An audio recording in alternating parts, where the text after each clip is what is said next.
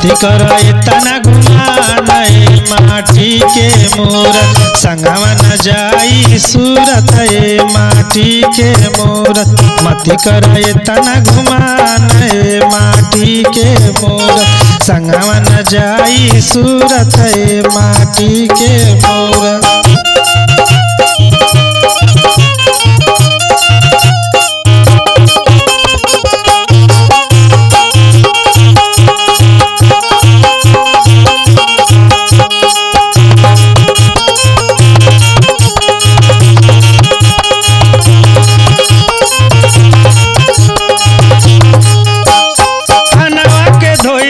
खूब चमकावेलो साफ होके मानवा न जुगती लगावेलो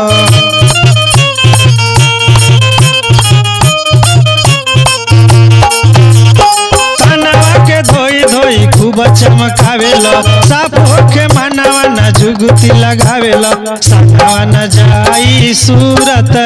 माटी के मूरत मती कर तना गुमान माटी के मूरत मती कर तना गुमान माटी के मूरत।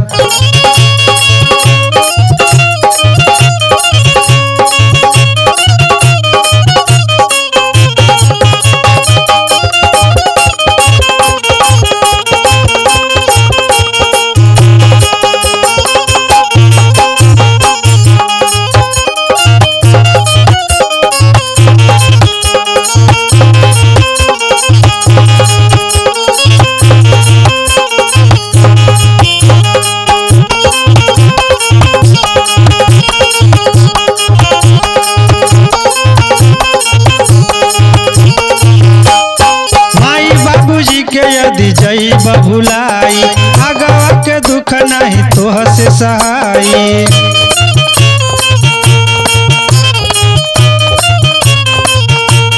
माई बाबूजी के यदि जई बबुलाई आगवा के दुख नहीं तोह से सहाई कर्म के फल दिए नियत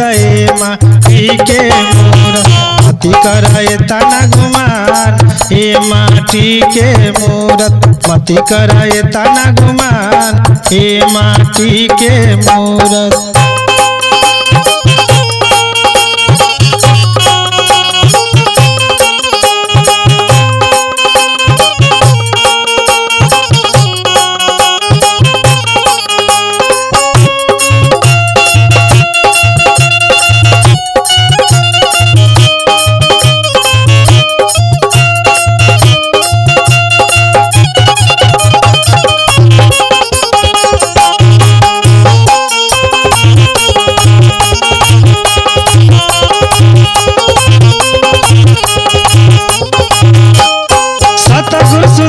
जी से लेला ब्रह्म ज्ञानवा अंग संग हरि जी के कैला दर्शनवा